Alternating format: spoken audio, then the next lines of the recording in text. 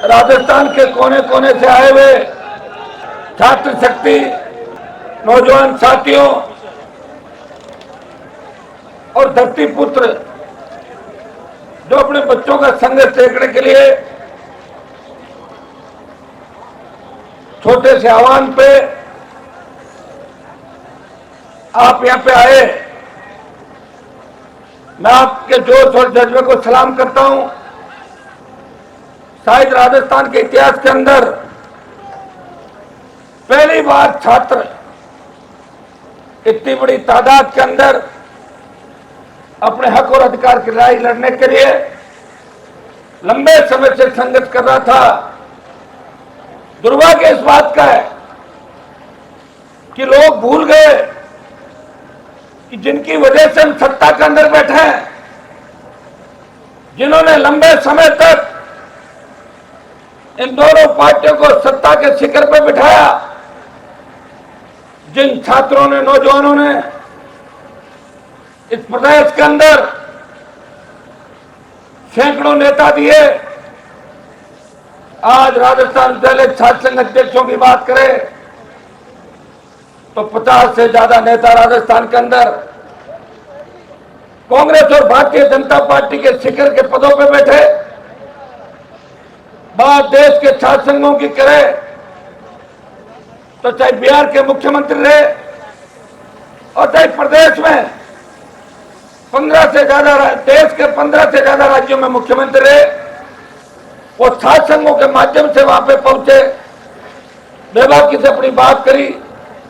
और जनता दल के समय और पूर्ववर्ती कांग्रेस और भारतीय जनता पार्टी के शासन में ऐसे 50 नेता है जो केंद्र में मंत्री रहे, लेकिन उनका संघर्ष का इतिहास कॉलेज विश्वविद्यालय की राजनीति से हुआ था।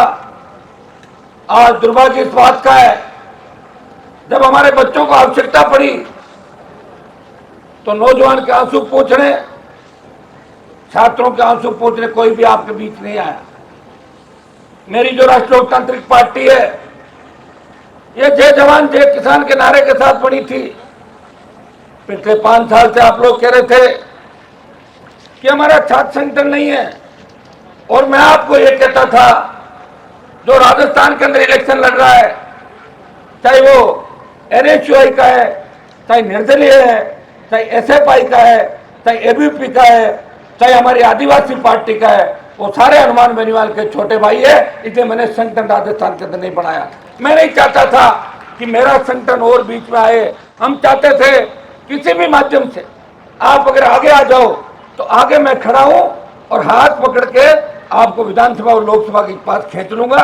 लेकिन जिस तरह मुझे उठा के वहां मंच तक लाए और मंच से हाथ पकड़ के बच्चे लाए, तो उसको मंच पे नहीं आना पड़ा जो मुझे उठा के यहां तक लाया था।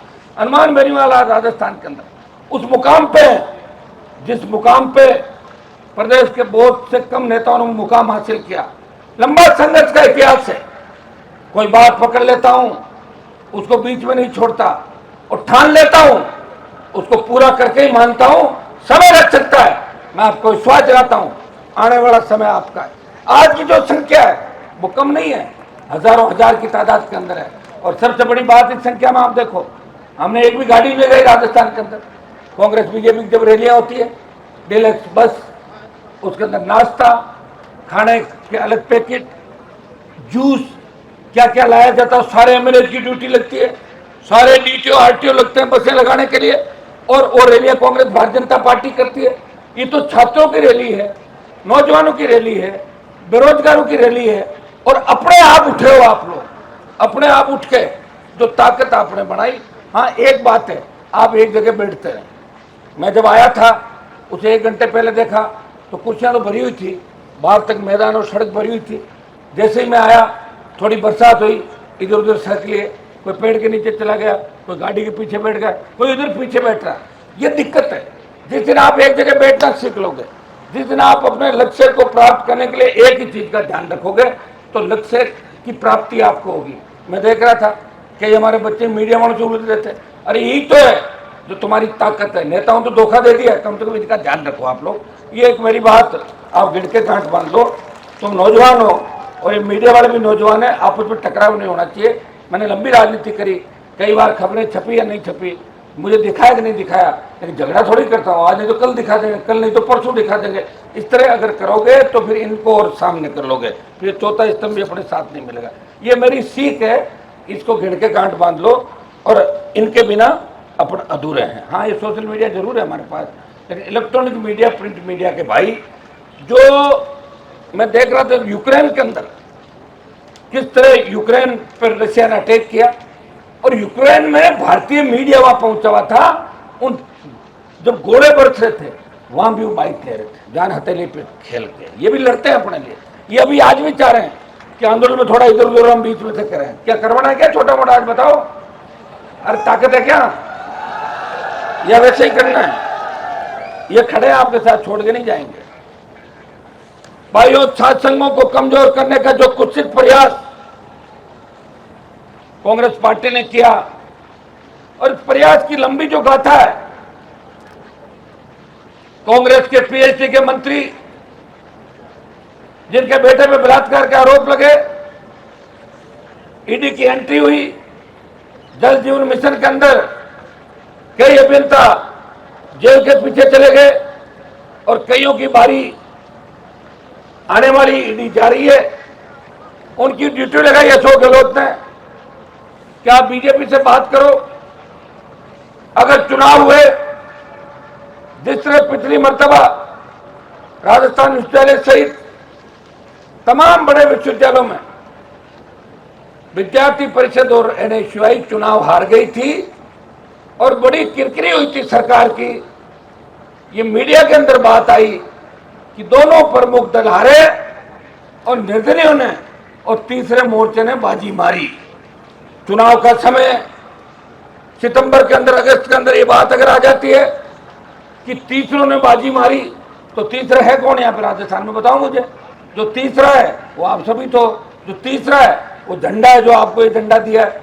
आप मुझे बताएं, महेश जोशी ने बीजेपी के नेताओं से बात करी, 2-3 लोगों से जो अक्सर बात करते हैं, आपको ज्ञात होगा। जब इस पर आरोप लगे, मेरे विधायक विधानसभा के अंदर थे, बेल में धरने पे बैठे थे, तो भारतीय जनता पार्टी के नेता इनसे कह रहे थे कि महेश जी वाला मामला छोड़ो, बीजेपी ये मामला नहीं उठाएगी, क्योंकि हमने बात तय कर ली, आपस में तय कर ली, मतलब मिला जुली का खेल है।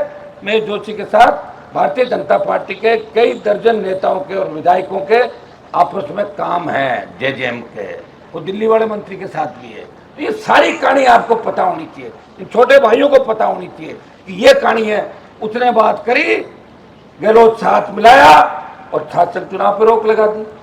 छात्र संघ चुनाव तो आप रोक लोगे, लेकिन ये नौजवान जो इस बार इस चुनाव में, तो 4 अक्टूबर को अंतिम मतदाता सूची प्रकाशित होगी, वो 60 लाख से लेकर 80 लाख तक नया वोट राजस्थान के अंदर जुड़ेगा।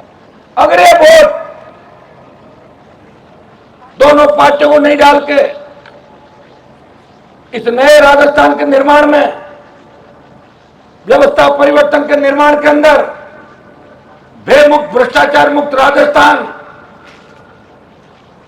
जिस तरह पेपर लीक की घटनाएं और इस प्रदेश के अंदर जिस तरह हमारी बहनें, बच्चे दरिंदगी का शिकार हो रहे हैं, जिस तरह अपराधी सरेआम चाहे जिसकी सुपारी ले लेते हैं, नेताओं की, अधिकारियों की सुपारी ले लेते हैं, वो नया मतदाता इस बार चाहेगा कि ऐसा राजस्थान बने जाने पेपर लीक हो, ना कोई बलात्कार हो, हमारी बहन बेटियां रात को 12 बजे सड़क पर निकले, उनको ऐसा महसूस हो कि वो घर के आंगन के अंदर घूम रही है। ऐसा राजस्थान पहला मतदाता चाहेगा।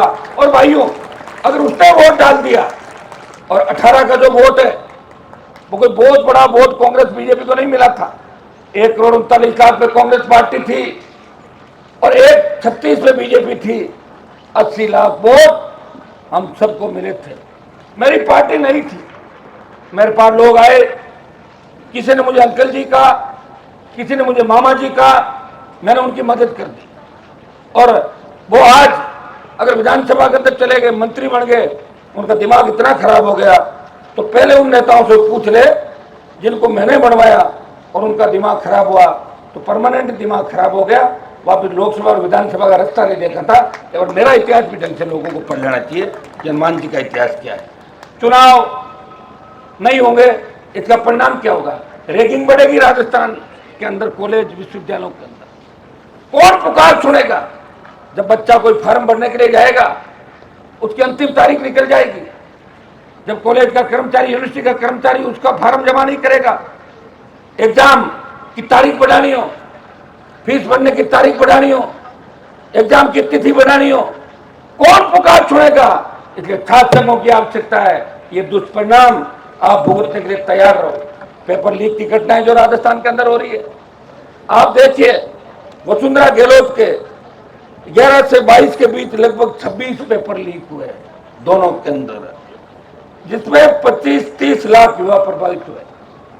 आपने सारे अलग अलग पेपर कराए, माध्यमिक शिक्षा बोर्ड, कर्मचारी चयन आयोग ने एग्जाम कराया, और आरपीएससी जो भ्रष्टाचार का सबसे बड़ा अड्डा बन गया वसुंधरा के समय, आरपीएससी का चेयरमैन अपनी ही बेटी के नंबर बढ़ा रहा था, खुद ही ले जाके मुंबई के अंदर कॉपियां ले गया, गिरफ्तार हुआ, जेल गया, और मामला में हनुमान बेनीवाल ने राजस्थान की विधानसभा के अंदर उठाया था। लेकिन आज दुर्भाग्य देखिए कि हर पेपर आउट हो रहा है। एग्जाम होता है और फोन आने शुरू हो जाते हैं कि एमपी साहब पेपर बाहर आ गया। अब तो चिंता ये होने लगी कि लोग कह रहे हैं कि एग्जाम कराओ मत, सरकार बदल रहा है, एग्जाम कराओ नहीं तो पेपर लीक हो जाएंगे। अभी सब इंस्पेक्टर का देखा था मैंने पेपर, कोई बता रहे कि एक ही गांव के अंदर कितने लड़के सेलेक्ट हो गए। ऐसा कोई हो सकता है कि उस गांव के पानी और मिट्टी के अंदर कोई विशेष वो है कि जो एक ही जगह कितने बच्चे हो सकते हैं? पेपर आउट, कौन जांच कराएगा? अब सरकार को ये पड़ी जितनी भर्तियां करा दी चाहिए फर्जी कैसी भी तरीके के, फटाफट इनको ज्वाइनिंग दे दो ताकि हमें बोर्ड दिला देंगे। वो फर्जी भी अंदर घुस जाएंगे और अंदर घुस के सिस्टम को खोखला करने का काम करेंगे। जिसकी शुरुआत फर्जीवाड़े से हुई वो कभी अच्छा काम नहीं कर सकता। बेरोजगारी का आलम क्या है राजस्थान के अंदर, आप बताएं। लोकसभा के अंदर आप रोज देखते हो, मैं आपके लिए बोलता हूं, ये राजस्थान में 23 में बेरोजगारी दर 26.35%। हरियाणा के बाद देश में सबसे ज्यादा नौजवान अगर बेरोजगार है वो राजस्थान के अंदर है। भाइयों, आपको याद होगा जब अग्निपथ योजना मोदी की सरकार लेके आई, सेना को ठेके में दिया, सेना भर्ती रद्द की, तब देश का कोई सांसद अगर झंडे के साथ आपके बीच आंदोलन करने आया, लोकसभा के अंदर पुरजोर तरीके से इस मामले को उठाया और जोधपुर में 2 लाख जवानों की रैली करके प्रधानमंत्री को चेतावनी दी, प्रधानमंत्री जी अग्निपथ वापस लो, सेना के सम्मान के साथ कोई समझौता नहीं होगा। हम उस कौम से आते हैं जिस कौम का इतिहास इस 62, 65, 71 और कारगिल की लड़ाई के अंदर खून से लिखा हुआ है, जिस कौम के लिए अमेरिका के अखबार छापते हैं कि 20,000 फीट ऊंची पहाड़ियों पे अगर 20 किलो 50 किलो गोला बारूद और AK-47 लेके दुर्गम पहाड़ियों पर दुश्मन को मारता है, वो जाट रेजिमेंट का जवान है, वो सिख रेजिमेंट का जवान है, वो गोरखा मद्रासी रेजिमेंट है। ये हमारी रेजिमेंटों आप खत्म मत करो। आप दोनों ने तय कर लिया, नंबर 1 नंबर 2 ने देश के अंदर कि हम दूसरे की तारीफ भी नहीं सुनना चाहते, किसी जाति की तारीफ नहीं सुनना चाहते। इधर कृषि बिल लेके आए, 3 कृषि बिल आए, मंत्रियों से प्रचार कराया, सांसदों से बयान दिलाए कि जो आंदोलन कर रहे हैं वो आतंकी है, इनको फाइनेंस आतंकी कर रहे हैं। लेकिन भाइयों, इस राजस्थान की धरती से, उत्तरी भारत से अगर कोई व्यक्ति सत्ता छोड़ के 70 दिन शाहजहांपुर बॉर्डर को जाम करके कोई बैठा और पड़ोसी हुई थाली को ठोकर मारी, वो नागौर का सांसद था, आपका भाई था, जिसने मोदी को चुनौती दी और मोदी को झुकाया। अग्निपथ के मामले के अंदर मैं आपको विश्वास दिलाता हूं कि प्रधानमंत्री को झुकाएंगे। और केंद्र के ये जो रैली है, ये बेरोजगारों को रोजगार दिलाने की बात है। ये केंद्र के जितने पद खाली है वो भी भरे, और स्टेट गवर्नमेंट के 4 लाख से ज्यादा पद खाली है, स्टेट की सरकार उन 4 लाख खाली पदों को भी भरे। ये मांग करने आज यहाँ का छात्र नौजवान अपनी बात करने आपके बीच आया। घोषणा पत्र के अंदर कांग्रेस पार्टी ने बेरोजगारी भत्ते की बात करी थी कि हम अगर सत्ता के अंदर आए बेरोजगारी भत्ता देंगे। ये बेरोजगारी भत्ते की बात 70 साल में पहली बार चली, और इसलिए चली कि नौजवानों की एक पार्टी राष्ट्रीय लोकतांत्रिक पार्टी जो 18 के अंदर राजस्थान में चुनाव लड़ रही थी, तब कांग्रेस और भारतीय जनता पार्टी को बेरोजगारी भत्ता याद आया, लेकिन भत्ता दिया नहीं। याद ही आया, उसमें कई राइडर लगा दिए और बेरोजगारी भत्ते के कितने आवेदन इन सरकारों के पास पड़े। भाइयों, 18.4 लाख से के अधिक बेरोजगार कौशल नियोजन उद्यमिता निदेशालय के पोर्टल पर पंजीकृत है, जिनमें सिर्फ 1.90 लाख उम्मीदवारों को ही बेरोजगारी भत्ता मिला है। 18.4 और मिला कितना को? 1.9 को। तो आप देख ले कितना परसेंट हुआ, अंदाज लगाने का 8-7% हुआ। मैं मुख्यमंत्री से पूछना चाहता हूं कि आप इन युवाओं के क्यों पीछे पड़े हो? आप तो अपने आप कहते हो कि मैं युवा नेता था, पहले युवा राजनीति से आया हूं। हाँ, आप यूनिवर्सिटी का चुनाव हार गए, वो मलाल जरूर आपके मन में होगा, लेकिन अब तो दिन नहीं आ सकते आपके। अब आप क्या वापिस से यूनिवर्सिटी में, जोधपुर यूनिवर्सिटी में एडमिशन लोगे? और आपकी अगर इच्छा है तो खुद ही आदेश निकाल लो कि तमाम विश्वविद्यालयों का मैं अध्यक्ष घोषित करता हूँ। आज बहुत शौक है आपको, चुनाव लग रहा है और आप लगातार रेवड़ी बांट रहे हो। शासन चुनाव के बारे में मुख्यमंत्री जी बताओ कि क्यों चुनाव बंद करा रहे हो? कौन सी सेमेस्टर की बात कर रहे हो आप? और कौन लाए सेमेस्टर प्रणाली? अगर नरेंद्र मोदी लाए तो आप मोदी की सरकार होते हैं, आप तो कांग्रेस हो, वो बीजेपी है। स्टेट का सूची है, शिक्षा चुनाव कराने नहीं कराने, वो तो स्टेट का इश्यू है, दिल्ली का नहीं है। और जब बात कर रहे हो सेमेस्टर की, तो दिल्ली यूनिवर्सिटी में 22 तारीख को जब चुनाव हो रहा है, तो राजस्थान विश्वविद्यालय, जोधपुर विश्वविद्यालय, उदयपुर और बीकानेर सहित तमाम हमारे विश्वविद्यालय कॉलेज है, इनमें छोटे भाइयों को चुनाव से क्यों रोका जा रहा है?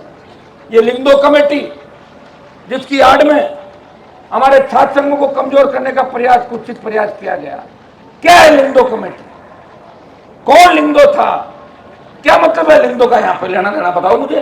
चुनाव कराना नहीं कराना, वसुंधरा लाई कि सरपंच 8वीं पास होगा, 10वीं पास होगा, डीआर सीआर, इतनी फर्जी मार्कशीट आ गई राजस्थान के अंदर। सारे उत्तर प्रदेश बिहार से फर्जी मार्कशीटें लेके आधे से ज्यादा लोग सरपंच पड़ गए। बड़ी दिक्कत हुई उनके साथ। जैसी सरकार बदलते इन्होंने कहा वो केस तो वापस लेंगे, लेकिन एक नया काम चालू करते हैं कि कहीं वसुंधरा से पीछे नहीं रह जाए। उसने तो फर्जी मार्कशीटों का कारोबार बढ़ाया। गहलोत जी ने पेपर लीक की नई दुकान राजस्थान के अंदर खोल दी कि पेपर ही लेके चले जाओ सारे, मैं पेपर लीक राजस्थान के अंदर करवा रहा हूं। क्या ये एनएसयूआई संगठन जो आपकी पार्टी का संगठन है, यहाँ के 90% बच्चे इस संगठन में जो पदाधिकारी चुनाव चाहते हैं, हाँ, 1-2 लड़के को बुलाकर आपने कह दिया कि तू विधायक का टिकट ले ले, तुझे क्या मतलब इस पंचायती के अंदर। वो बेचारा भाग रहा है, लेकिन भाग के जाएगा कहाँ? मैं खड़ा हूं ना, चिंता क्यों कर रहे हो आप? चुनाव जीतेगा नहीं, कोई भी होता है। वो तो जमानत जब्त होगी। जो छात्रों के खिलाफ अगर कांग्रेस और बीजेपी का टिकट लेकर आएगा और वो छात्र नेता है, वो 15,000 12,000 वोट पार नहीं करेगा, चाहे वो कितना ही बड़ा नेता है। उसका इलाज मैं कर दूंगा। जो 150 किलोमीटर की मेरी रेंज है, वहां तो तय है। तो मिसाइल बल्लभनगर तक चली गई, हमारी बल्लभनगर चली गई। कोटपुर के कसाने गए थे हमारे रामस्वरूप जी। पिछली बार 30,000 वोट राष्ट्रीय लोकतांत्रिक पार्टी को कसाने के कैंडिडेट से मिले। और जब हमने किसान बिल के मामले में बॉर्डर जाम किया था, तो कसाना जी ने वो रैली करी थी हमारी। एक हुंकार में हरियाणा पुलिस और सारे केंद्रीय सुरक्षा बल वहां पे आ गए। हाईवे जाम में चला और जाम हो गया। पहले जाम नहीं हुआ, पहले 18-17 लोग साइड में बैठे थे कोने के अंदर। और जैसे ही मैंने जाम लगाया, दलालों की फौज वहां पहुंच गई कि अपना हनुमान वापिस आए। उससे पहले बॉर्डर के बैरिकेड उसके पास बैठ जाओ, चिपके। तो अपना भगाएगा तो नहीं, आएगा तो देख लेंगे। तो मैं दोबारा गया 60-70 आदमी लेके। लड़कों ने कहा हम तो अंदर घुसेंगे। मैंने कहा देखो आगे कौन लोग बैठे हैं, कि लोग तो अपने वाले ही। तो बैठ गए हम लोगों को, अपन 100 मीटर दूर टेंट लगा लेते, क्या फर्क पड़ता है? भाइयों, क्या क्या संघर्ष हम लोगों ने नहीं किया। और किसके लिए किया? आपके लिए किया। मुख्यमंत्री जी, आप जिस तरह बीजेपी से मिलकर काम कर रहे हो, और आपने खुद ये कहा कि वसुंधरा अगर नहीं होती तो मेरी सरकार नहीं बचती। और ये जो लाल डायरी का खेल है, ये चुप कैसे हो गई लाल डायरी? बताओ मुझे, कहां चली गई? क्योंकि अगले जो पन्ने थे वो भारतीय जनता पार्टी के नेताओं के नाम थे। इसलिए लाल डायरी बंद करो, और लाल डायरी जो लेके आया उसको दूसरी पार्टी के अंदर घुसाओ, और वो सीट छोड़ के और उसको दूसरी पार्टी में जो कह देंगे कि बीजेपी के लोगों ने लाल डायरी से सरकार को बदनाम किया, बीजेपी के खुद लोग इसके अंदर शामिल है। भाइयों, बीजेपी 7 साल चुनाव में क्यों नहीं बोल रही है? बड़ी बड़ी डींग हाँकते भाजपा के नेता, कोई नड्डा जी की यात्रा में बैठा है, कोई कहीं लगा हुआ है। अब तो एक ही काम कर रहे हो कि चुनाव नहीं होने चाहिए। अगर चुनाव हो गए तो क्रेडिट आरएलपी वालों को मिल जाएगा। अरे आरएलपी को तो वैसे ही क्रेडिट मिलेगा, जो लड़ता है उसी को क्रेडिट मिलता है। तो रजाई ओढ़ के सो जाता है, उसे क्रेडिट नहीं मिलता, उसके जूते मिलते हैं और चुनाव के अंदर मिलेंगे। ये देखना कि भारतीय जनता पार्टी जो 150 का सपना लेकर राजस्थान के अंदर चल रही है, अब ये भी पंचर हो जाएंगे। पिछली बार भी 18 के अंदर ये आरएलपी के जवानों की हुंकार से कांग्रेस वेंटिलेटर में चली गई थी और भाजपा 70, 72, 73 पे आ गई थी। ये नौजवानों की हुंकार थी, ललकार थी। अब की बार तीसरा मोर्चा पूरी ताकत के साथ राजस्थान के अंदर लड़ेगा। मैं सचिन पायलट से पूछना चाहता हूं, वो बड़ी युवाओं की बात करते, ट्वीट करते हैं। कल परसों मैंने उनका भाषण देखा था, वो कह रहे थे नई नई पार्टियां आ जाती है, 1.5-2 बीघा जमीन बेच के लोग स्कॉर्पियो खरीद लेते हैं। आपको क्या तकलीफ है? वो तकलीफ है क्या? क्या आप स्कॉर्पियो और फॉर्च्यूनर में बैठोगे? अगर आपके पिताजी मेहनत नहीं करते, आप जैसे घने लोग घूम रहे इस प्रदेश देश, कौन पूछता आपको? बताओ, अब कौन पूछ रहा है? कौन पूछ रहा है? कांग्रेस पार्टी के अंदर आपके कहने से एक कांस्टेबल नहीं लगता राजस्थान का, एक सिपाही नहीं रह सकते, और किसी के पानी का टैंकर नहीं डलवा सकते राजस्थान के अंदर। क्या हैसियत बची है आपकी राजस्थान में? बता दो। जो आपके आसपास थे उनको भी खत्म कर दिया, फौजमार कप्तान हो गए, आप अपनी फौज को खा गए। गहलोत भी फौजमार कप्तान है, और पायलट उससे बड़ा फौजमार कप्तान है। लोगों का यूज थ्रो। मैंने की मदद 2 बार, जब 18 के चुनाव थे, मेरे पास टेलीफोन आया, हनुमान जी आप मेरी मदद कर दो, आप किसान के बैठे हो, हम गुर्जर समाज के लोग तेजा जी की जय बोलते हैं, जाट समाज भी तेजा जी की जय बोलता है। मैंने कहा पायलट साहब आप बताएं मुझे करना क्या है कि आप प्रेस कॉन्फ्रेंस कर लो। तो मैंने कहा मैं बोला, बोले नहीं मैं ही भेज रहा हूं आपके घर पे। तो मैंने कहा भेज दो, मुझे क्या कहना है कि आप इतना सा कह दो कि सचिन पायलट को अगर मुख्यमंत्री कांग्रेस बनाती है तो आरएलपी के तीनों विधायक कांग्रेस को समर्थन करेंगे। मैंने कहा ठीक है कर दूंगा मैं, और मैंने पीसी की और एक बयान दिया कि अगर कांग्रेस सचिन पायलट को सीएम बनाती है तो राष्ट्रीय लोकतांत्रिक पार्टी के तीनों विधायक कांग्रेस पार्टी का साथ देंगे। ये आपने पढ़ा नहीं पढ़ा सब लोगों ने? दोबारा जब सरकार गिर रही थी, जब पायलट साहब 19 कांग्रेस के विधायकों को लेकर माने से चले गए थे,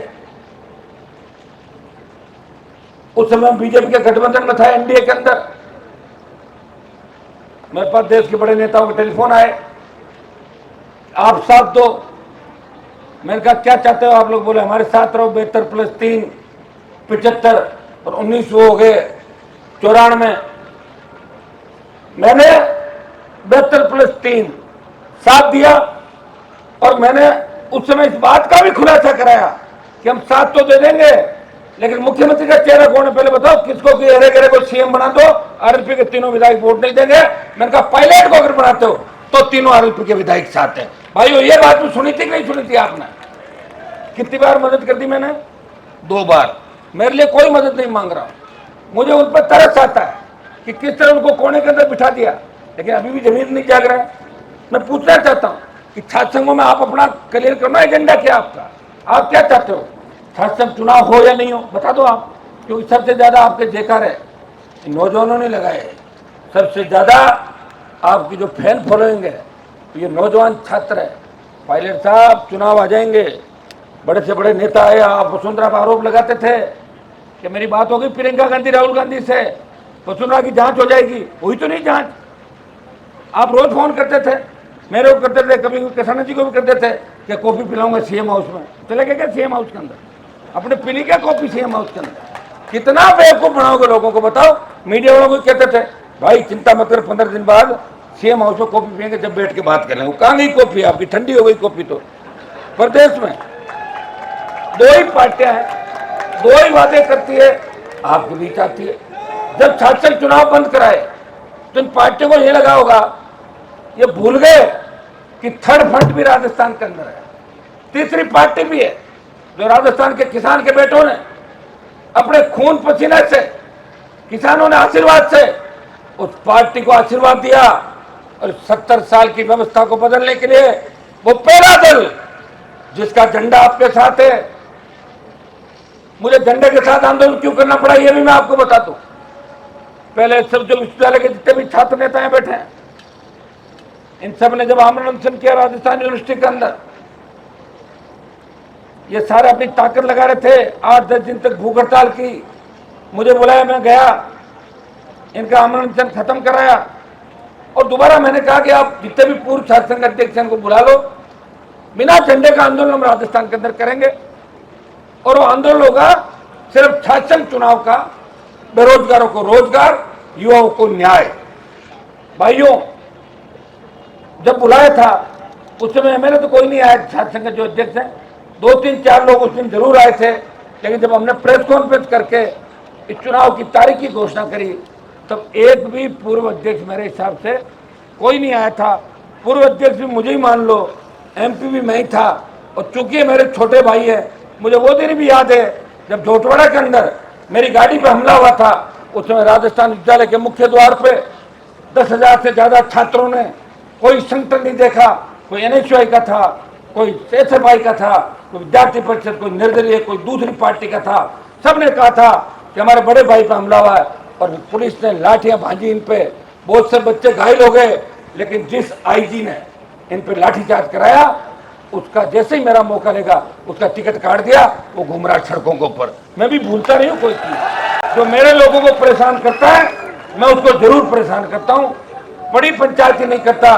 और जब मौका लगता है तो मौके पे छक्का लगाता हूँ, और या क्लीन बोल्ड, बीच में कभी नहीं रहता मैं। एक ही चीज होती है मेरी राजनीति।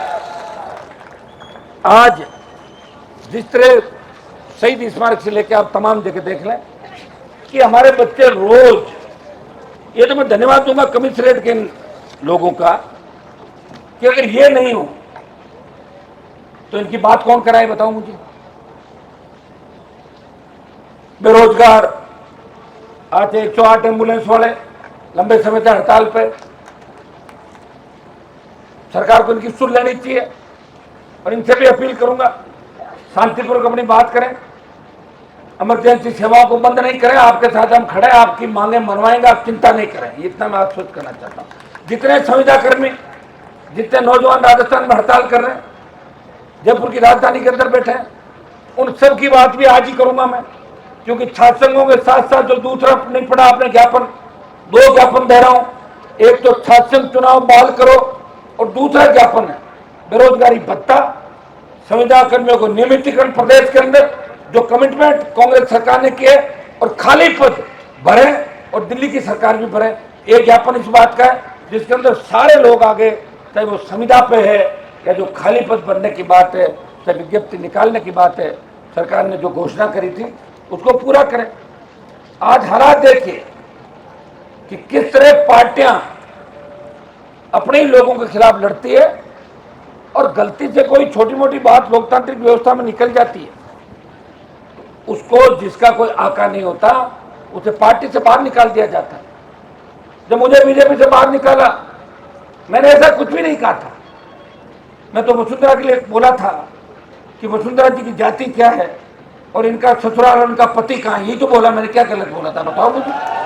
अगर ये पूछना अपराध है तो मैंने जरूर अपराध किया उस समय, और मुझे बाहर निकाल दिया कि आप जाओ बाहर पार्टी के। कैलाश मेघवाल बोले कि देश के न्याय मंत्री, कानून मंत्री भ्रष्ट है, जांच करानी चाहिए। बीजेपी की मिर्ची लगी, प्रेस कॉन्फ्रेंस के बीच में जाकर आपको बाहर निकाला जाता है। अरे जो आदमी 85 साल की उम्र के हैं, जिन्होंने उस समय मेघवाल समाज को भाजपा से जोड़ा, हमारे समाज के लोग बीजेपी का झंडा नहीं लगाने देते थे मारवाड़ के अंदर। मेरे पिताजी कब भाजपा के अंदर आए। हम अगर सच्ची बात नहीं कहेंगे हम किससे खड़े हैं। तो मेघवाल जी को इसलिए निकाल दिया कि उन्होंने उनके चेते मंत्री पर आरोप लगा दिया। और ये सब कौन कर रहा है? जो मुख्यमंत्री बनना चाहते हैं राजस्थान में, और एक मुख्यमंत्री का चेहरा नहीं है। भाजपा में 12 दूल्हे, एक लुटेरी दुल्हन, तोरण कौन मारेगा? अभी बारात आ गई है, सत्ता खड़ी है, तोरण कौन मारेगा? तोरण का वाला का है। और कांग्रेस पार्टी में पायलट साहब की बारात तो बीच में रुकी, गाड़ी पंचर हो गई उनकी। और गहलोत साहब चाहते हैं कि मैं दूसरी बार रिपीट हो जाऊं या तीसरी बार चौथी बार रिपीट हो जाऊं। लेकिन असली में जानता हूं अशोक गहलोत को, वो यही चाहते हैं कि मेरे 5 साल आराम से निकल जाए, जनता जाए भाड़ में, लग जाएगी आचार संहिता और वो टाटा बाय बाय करके निकल जाओ। फिर कह देंगे अरे क्या हो गया, 21 आई थी, अगर 4 ज्यादा ले आए ना, पिछली बार तो 21 थी, उससे तो ज्यादा है, ठीक नहीं। और ये कह देंगे मैंने पायलट को तो रगड़ दिया, उसका तो इलाज कर ही दिया। जो कहेंगे क्यों नहीं कहेंगे, वो कह रहे रगड़ाई होनी चाहिए, दिया तो था बयान। लेकिन सचिन पायलट क्या करेंगे? मुझे उनकी चिंता है। और चिंता इसलिए मैं कई बार बोलता हूँ, वो कह रहे मेरे खिलाफ बोलते हैं, मैं उनके खिलाफ नहीं बोलता। मैंने तो उनकी मदद करी, 2 बार मदद करी। उनको कह दो 1 बार मदद कर देना, मैं मान लूंगा कि आपने हमारा ऋण उतार दिया। हमारा ऋण है उनके ऊपर, 1-2 और ऋण है, वो बताऊंगा नहीं मैं आपको यहाँ पब्लिक। पहले ऋण उतारो, जो ऋण हमने आपको ऊपर उनको उतार दो। आप पायलट साहब कैसी बातें करते हो? उनसे मिलने का सिस्टम आप देखो, कोई मिल नहीं सकता। अब तो यह हालात है, कितना ही खास आदमी हो वो पीए से बात करेगा, वो उससे बात करो, पीए करेगा बात। हमारे यहाँ साला कोई पीए बात कर सकता है? हम खुद ही करते हैं बात जो करनी है। तो ये जो व्यवस्था है, इस व्यवस्था को कौन बदलेगा? व्यवस्था बदलने के लिए हमें नौजवानों की आवश्यकता है। नौजवान, हर क्रांति का नायक नौजवान था। तांत्या टोपे मंगल पांडे से लगा के भगत सिंह तक देश में जितनी भी क्रांतियां हुई, इस आजादी के आंदोलन के अंदर अगर भारत माता को आजाद कराने का सबसे ज्यादा श्रेय किसी को जाता है तो देश के नौजवानों को जाता है, जिनकी वजह से लोकतंत्र खुली हवा के अंदर पर सांस ले रहे, फांसी के फंदे को चूम गए। उनको क्या मिला? उनके परिवार को क्या मिला? राज तो जवाहरलाल नेहरू ने किया था और इनकी 3, 4, 5 पीढ़ियों ने किया था। हिंदुस्तान को बर्बाद इन लोगों ने किया और बाद में मोदी जी आ गए। तो बची हुई कोई बर्बादी थी, वो 5 साल जो 13-15 साल इनका थे, उसमें बर्बाद कर दिया देश को। इनकी सोच किसान विरोधी है, इनकी सोच जवान विरोधी है। ये इनके प्रकरण सत्ता में कैसे आए हैं, चाहे झगड़े करा के आए, चाहे कोरोना फैला के आए, चाहे दूसरा काम करें, हमें राज में आना है और मिशन 24 पूरा करना। इनका तो मिशन है 24 पूरा होकर 29 पूरा करना। ये चले जाएंगे, भाई दूसरे आ जाएंगे पीछे से बैठ के। तो भाइयों, और कांग्रेस क्या कर रही है? कांग्रेस भी लड़ाई नहीं लड़ रही है। अगर कांग्रेस लड़ाई लड़ती तो तथाकथित INDIA नहीं बनाना पड़ता। तो कांग्रेस पार्टी थी ना एक जमाने के अंदर, एक तरफ कांग्रेस थी, दूसरी तरफ कोई नहीं था। कांग्रेस की स्थिति क्या हो गई? यूपी बिहार जैसे राज्यों के अंदर खाता खोलने का इंतजार करती है कि जब रिजल्ट आता है 1 2 1 2 1 2 3 1 2 3। तो ये हालात हो गए। बंगाल के अंदर देख लो, उड़ीसा में देख लो, तमाम साउथ के राज्य आप देख लो, नॉर्थ के अंदर देख लो। जो कांग्रेस पार्टी की दुर्दशा हुई, कौन जिम्मेदार है? ये सब लोग जिम्मेदार है। मुझे तो अचंभा होता है कि कई लोग मेरे खिलाफ लिखते हैं, कांग्रेस पार्टी के लोग, कि हनुमान जी की कांग्रेस मदद कर रही है। अरे मेरे भाइयों, अगर कांग्रेस मेरी मदद करती और मैं कांग्रेस की मदद करता तो फिर अशोक गहलोत का बेटा चुनाव थोड़ी हारता। मैंने तो हरवाया था जाके, तुम्हारी तो औकात ही नहीं थी। तुम तो वोट मांग रहे थे उसके लिए घर घर। जो ये बयान दे रहे हैं, ये तो लोगों को पैर पकड़ थे। हनुमान बेनीवाल था जिसने गहलोत के बेटे को हरा के इसका जादूगरी का खिताब छीन लिया था। छीना था नहीं छीना था, वो जादूगर नहीं बचा। जो पहले पॉलिटिकल पापा कहते थे, अचानक पॉलिटिकल पापा बदल गए। पॉलिटिकल पापा बदलता नहीं, एक ही रहता है। वैसे तो बाप एक ही होता है, लेकिन कोई अगर 2-3 बाप बनाना चाहे तो लोकतंत्र में उसको छूट है, मुझे लगता है ना, तो बना सकता है। लेकिन 2-3 के बाद रुक जाएगा, 7, 8, 9 तक नहीं चले जाए, इतना ही है बस, है ना। पॉलिटिकल पापा तो होते थे, पॉलिटिकल मम्मियाँ और होगी जगह जगह। आप बताओ, पॉलिटिकल पापा, पॉलिटिकल मम्मी, सुबह दिया बयान कुछ, शाम को कुछ। जाओ पार्टियां ज्वाइन करो ईडी के डर से और आरोप लगा दो मेरे ऊपर। क्योंकि मैं तो सीधा साधा आदमी हूं। हर कोई यही कहता है कि हनुमान जी की वजह से ये हो रहा है। अब मेरी वजह से अगर ये हो रहा है तो मैं छात्र संघ चुनाव के लिए सड़क पर क्यों बैठा हूं? फिर फोन करता हो जाता छात्र संघ का चुनाव, फिर क्यों तकलीफ पड़ी बच्चों को? बताओ कितना तेल महंगा है और तो हड़ताल और चल रही 2 दिनों से। ये राजस्थान के कोने कोने से लोग आए। एक बात मैं कहना चाहूंगा कि छात्रों को इतना डरा दिया राजस्थान के अंदर, युवाओं को इतना कमजोर कर दिया। रैली में जाओगे भगदड़ मच जाएगी। हमारी छात्राएं कहां आई बताओ मुझे? अगर 10,000 छात्राएं बैठी रहती, 1 लाख की संख्या होती, मैंने कहा ना 1 लाख हो जाओगे तो घोषणा हो जाएगी आधे घंटे के अंदर। जो घोषणा में देरी लग सकती है, कारण 1 लाख की संख्या नहीं हुई। संख्या अच्छी है, आप इसको भी छोड़ो, अच्छी संख्या है। और सबसे बड़ी बात कि आप खुद ने आंदोलन किया और हमने राजस्थान के कोने कोने के अंदर जाकर रैलियां करी। एक दिन मैंने कहा आगे क्या रवाना हो रहे हो? बोले साहब रवाना नहीं हो। क्यों? और आपका भाषण ही सुन लिया था ना, वहां जाके क्या करेंगे? भाषण तो सुनना है। तो ये भी गलत हो गया। अगर कहीं नहीं जाते और सिर्फ तुम ही जाते छात्र नेता, तो यहाँ अभी ये मैदान खचाखच भरा होता है, बाद तक बच्चे आते। लेकिन बच्चों का आंदोलन है, बच्चों से ज्यादा हमारे दूसरे दिख रहे हैं। देखो बेरोजगार नौजवान तो दिख रहा है। आपके आंदोलन को समर्थन देने के लिए जालोर सिरोही से लेके डूंगरपुर बांसवाड़ा से लेके धौलपुर हनुमानगढ़ गंगानगर तक संख्या चाहे कितनी हो, प्रतिनिधित्व के तौर पे सर्व समाज के किसान के बेटे किसान आपको आशीर्वाद देना है। जयपुर के स्टेडियम के अंदर पहुंचे, चाहते हैं कि हमारे बच्चों का चुनाव हो, हमारे बच्चे नेता बने, वो छात्र संघ के अध्यक्ष बने। और सरकार इस तरह के छात्र संघों का गला घोटेगी, इस तरह विश्वविद्यालय स्वायत्ता खत्म करेगी, कॉलेजों के अंदर स्वायत्ता खत्म करेगी और विश्वविद्यालय और कॉलेज को जिस तरह पुलिस लाइन बना देगी कि सारी पुलिस भ्रमण करती है अंदर। क्या लेना पुलिस वालों का? वो तो पढ़ लिख के बाहर आकर क्यों घूम रही है यूनिवर्सिटी के अंदर? सरकार कहती जाना पड़ता है। मैं कह रहा हूं कि सब कुछ सरकार के अंदर ही निहित है। मैं आह्वान करता हूं भाइयों, जिन जिन लोगों ने आज आपका इस चुनाव के दौरान विरोध किया, उनको याद रखना, मन के अंदर याद रखो कि कौन लोग थे आज जिनकी एज पूरी हो जाएगी और आप चुनाव बाद में कराओगे। वो कैसे चुनाव लड़ पाएगा? 2004 से 10 जब वसुंधरा की सरकार थी, प्रदेश में छात्र संघ के चुनाव बंद हुए। बेल के अंदर जब विधायक बन के 8 में बेल में धरने पे बैठा, दूसरे लोग आए, गहलोत से खड़े होकर कहा चुनाव कराएंगे। तो आज मैं गहलोत जी से पूछना चाहूँ, गहलोत जी आप इतने संवेदनहीन मत बनो, संवेदनशील बनो। आप अपने बेटे को भी नेता बनाना चाहते हो, ऐसे बेटा नेता नहीं बनेगा कि युवाओं को खिलाफ कर दो, किसानों को कर दो, जन जन को खिलाफ कर दो, उसके बाद जीतने की सोच रहे हो ना, सोचना मत।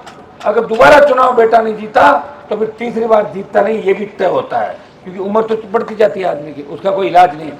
आप लोग यहाँ आए और मैं सबसे ज्यादा धन्यवाद दूंगा पार्टी के पूरी टीम, पार्टी के तीनों विधायक भाई पुखराज जी गर्ग, नारायण बेनीवाल, इंदिरा बावरी, हमारे रामस्वरूप जी कसाना, छुट्टन यादव, रणदीप चौधरी, बीकानेर की पूरी टीम, पूरे राजस्थान की पूरी टीम। इनको इस बात का धन्यवाद कि इन्होंने भाषण नहीं दिया। समझ गया ना? ये तो भाषण नहीं दिया, कह दिया आप ही दे दो सबकी तरफ से, तो 1-1.5 घंटे का टाइम भी बच गया। इनका हनुमान जी बोल देगा तो पूरी पार्टी बोल गई। और इन्होंने एक अच्छी पहल ये करी कि आज ये सब लोग वहां बैठे थे और आप यहाँ मंच पे थे। ये शायद राजस्थान के इतिहास में पहली बार हुआ कि स्टूडेंट लीडर मंच पे था और एमएलए नीचे बैठे। तो मैंने इनको कहा, मैंने कहा मैं आ रहा हूँ, अब आप लोग आगे चलो, क्योंकि हम सब इस विश्वविद्यालय की कॉलेज की राजनीति से निकले। विश्वविद्यालय के हमारे जितने भी नेता यहाँ पे आए हैं, ये मैं बारी से इनके नाम लूंगा। मोहित यादव भाई, यहाँ से शुरू करता हूँ। महेश चौधरी मेरे साथ काफ़ी इस कार्यक्रम में घूमे। भाई मोहित यादव बहुत, ये राजस्थान विद्यालय के नेता जो मेहनत कर रहे थे सारे। विकास घोसलिया, हरफूल चौधरी। तुम नर्वस मत हो, तुम कहो तो रैली 10 दिन बाद बड़ी 2 लाख की और कर देंगे, चिंतित क्यों हो रहे हो? रैली तो अपना हाथ में ही। बच्चे थोड़े नर्वस, ये नर्वस इसलिए है कि राजस्थान विश्वविद्यालय और आसपास के कॉलेजों से नहीं आए। वो इसलिए नहीं आए कि उनको डर लगता है बच्चों, लिंग दो कमेटी, चुनाव, पुलिस प्रशासन, इससे डरते हैं। ये खौफ निकालना है, और खौफ कौन निकालेगा? अपन निकालेंगे। इस खौफ को खत्म करेंगे। समय लग सकता है, देश को आजाद होने में 200 साल लगे थे, 200 साल बाद देश आजाद हुआ था। लेकिन आपको ये सोचना चाहिए कि छात्र संघ का जो मुद्दा कमजोर हो गया था, वो मुद्दा आज पूरे देश के अंदर इस राजस्थान में छात्र संघ चुनाव होना चाहिए। इस मुद्दे को ऊर्जा मिली और इस छात्र संघ चुनाव बहाल कराने के मुद्दे को एक नई ऊर्जा की शुरुआत आज जयपुर की धरती से सारी हमारी राष्ट्रीय लोकतांत्रिक पार्टी की टीम, तमाम छात्र नेता, छोटी बहनें भी जो यहाँ बड़ी संख्या के अंदर आई। सबसे बड़ी बात है कि 11 बजे से आप लोग आना शुरू है, 6 बज गए आपने अपनी उपस्थिति दर्ज कराई। आज सरकार को अल्टीमेटम था हमारा, आंदोलन समाप्त नहीं हुआ। अगला कदम इसका क्या होगा, अभी थोड़ी देर के अंदर यहीं से घोषणा कर रहे हैं। हो सकता है कि अपने को कुछ भी करना पड़ जाए सरकार सेक्रेटरीट और सीएम हाउस की तरफ, इसके लिए भी आपको तैयार रहना है। प्रयास करेंगे कि एक बार सरकार हमारी कोई बातचीत करे, सरकार के कानों तक ये आवाज पहुंचे। ये आवाज राजस्थान के नौजवानों की आवाज है, ये राजस्थान के छात्रों की आवाज है, ये राजस्थान के किसानों की दुआओं से संघर्ष करने वाले नेताओं की आवाज है। इस आवाज को सरकार ने चुनाव के समय नहीं सुना तो ये रेवड़ियां जो बांट रहे हैं ना गहलोत साहब, ये रेवड़ियां भी लोग खा जाएंगे और वोट भी खिलाफ दे देंगे। जिस तरह 2013 में मुफ्त की दवाई बांटी थी और 21 में कांग्रेस छंटी थी, ये भारतीय जनता पार्टी जो मिलाजुली का खेल करके इस चुनाव को पर्दे के पीछे से बंद कराने का कुत्सित प्रयास कर रही है। मैं बीजेपी के उन नेताओं से पूछना चाहता हूं जो अखबार में फोटो छपाने के लिए बयान वीर जो बयान देने के लिए सबसे आगे आते हैं, क्या आत्मा मर गई उनकी, क्या जमीन मर गया, बड़ी बड़ी बातें करते हैं। जब आदिवासी हमारी प्रतापगढ़ की महिला को निर्वस्त्र करके घुमाया तो कहा नहीं भारतीय जनता पार्टी, कैसे ना आंदोलन करेंगे बड़ा। अमित शाह आए थे ना डूंगरपुर वहां, छोड़ा चले जाते, प्रतापगढ़ तो नजदीक ही था। प्रियंका आई थी ना यहाँ पे, प्रियंका गांधी चली जाती बेटी से मिलने के लिए। उत्तर प्रदेश के अंदर तो बेटी और राजस्थान में बेटी नहीं।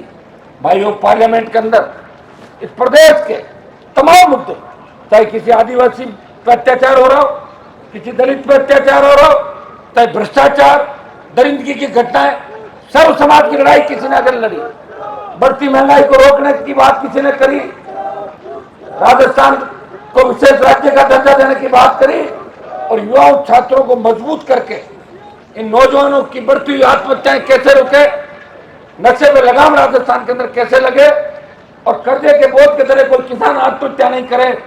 कोटा के अंदर जिस तरह 29 बच्चों ने सुसाइड किए, इनकी जांच होनी चाहिए। जांच कौन करेगा?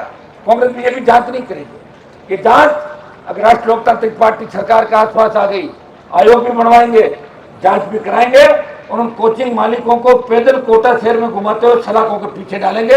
ये मैं आपको विश्वास दिला सकता हूं। आज कोटा के एक मंत्री का बयान आया, कोटा के एक मंत्री का बयान ये था कि ये जो घटनाएं हो रही है इसके अंदर लव अफेयर के मामले। आप बताइए कितना घटिया बयान 80 साल की उम्र के अंदर कोई व्यक्ति ये देता है। तो मैं गहलोत जी से कहना चाहता हूं, इन मंत्री जी को आप घर बिठाओ, इनको भूलने की आदत है। पहले भी राजस्थान को मर्दों का प्रदेश बोल के बदनाम कर दिया पूरे देश के अंदर।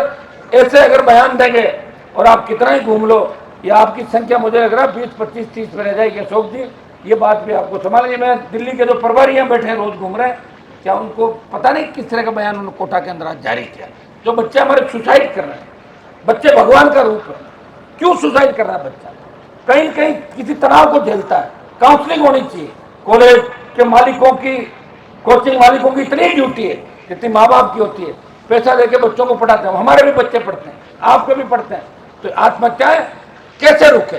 ये जो गैंगवार की घटनाएं राजस्थान के अंदर बढ़ रही है, हमारे बच्चों के हाथ में कलम की जगह बंदूक थमा दी।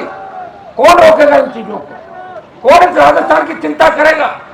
कौन नए राजस्थान का निर्माण करेगा जहां किसान जवान हमारी बहन बेटियां सुरक्षित रहे?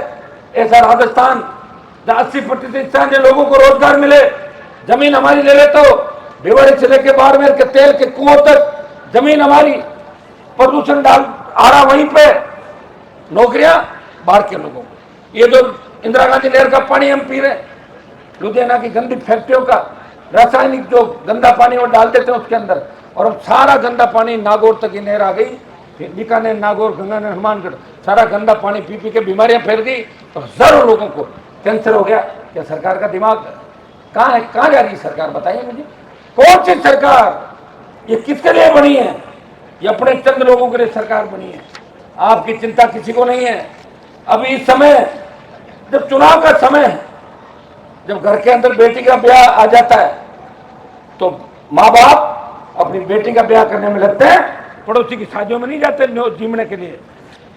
राजस्थान में चुनाव है और हमारे 20 साल के संघर्ष की अंतिम लड़ाई है, लेकिन छोटे भाइयों को जब तकलीफ के अंदर देखा तो नड्डा यात्रा निकाल रहे हैं, कांग्रेस घूम रही है, लेकिन हनुमान बेनीवाल छात्र संघ चुनाव, नौजवान, रोजगार और बेमुक्त भ्रष्टाचार मुक्त की राजस्थान की बात करते हुए इस राजस्थान की सड़कें नाप रहा है। राजस्थान के कोने कोने के अंदर जाके आपको संगठित करके आपको अपना हक और अधिकार दिलाने की बात करा। मैं अंतिम बात मेरी कहूंगा, आप लोग यहां से हिले नहीं, डुले नहीं, रुको, हाँ कर लेंगे ना, कुछ भी कर लेंगे और अंदर घुस भी जाएंगे सचिवालय के अंदर, चिंता मत करो। तो उससे पहले एक बार हमने बात करी है कि ढंग से हमारी बात क्या हो, इसका छात्र चुनाव का रास्ता क्या निकले और किस तरह जो हमारे मुद्दे थे, बेरोजगारी, संविदा कर्मी, युवाओं को न्याय के, उन मुद्दों को लेके हमने मैसेज भिजवाया है। अगर बात हो जाती है तो ठीक है, नहीं फिर अपन कूच करेंगे, लेकिन कूच करने से पहले कई लोग इधर उधर निकलना मत, जो हो वो खड़े रहो, और जो बाहर सड़कों में चारों तरफ खड़े हैं वो भी एक जगह आके बैठ जाओ, और उसमें आगे हम चलेंगे, मेरे से आगे निकलने का प्रयास मत करना, ठीक है ना। आगे मैं हूं और पीछे आप हो। अभी मैं बैठा हूं, थोड़ी देर बात कर रहे हैं, बात अगर नहीं बनती है तो फिर आज रात का भी फिर सिस्टम यही रख लेंगे, खाने पीने का चालू करा देंगे, रुक जाए रात को,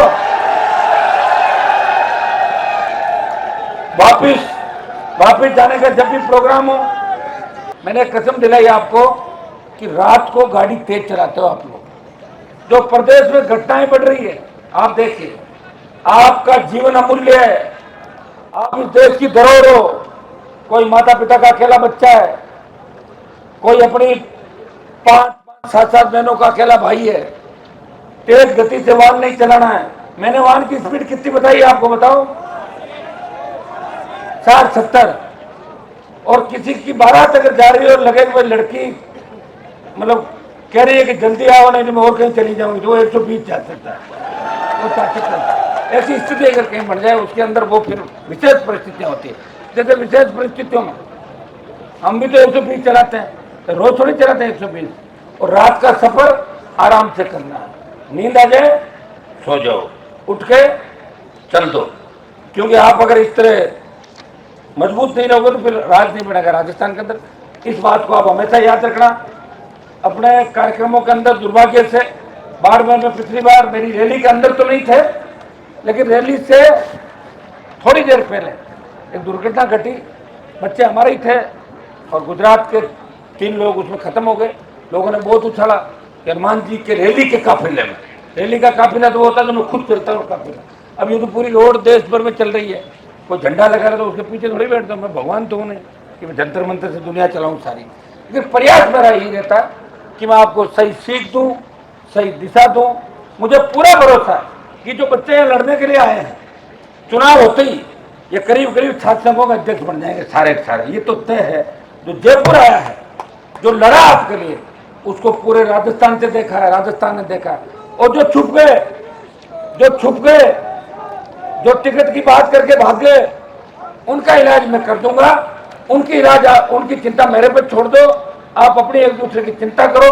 कंपटीशन जरूर होता है, मैंने देखा बच्चों के अंदर बड़े गुटबाजियां हो जाती है, हमें इतनी गुटबाजी नहीं करनी। अभी एक ही मकसद है कि छात्र संघ के चुनाव कैसे हो।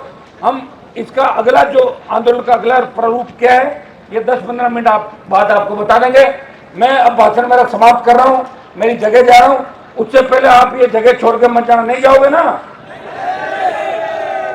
अरे जाना हो तो पहले ही बता दो, मैं भी जाऊं फिर, ठीक है? तो फिर सारे इंतजार करोगे और वेट करोगे, जब तक कोई सम्मानजनक बात नहीं हो जाती तब तक हिलोगे नहीं।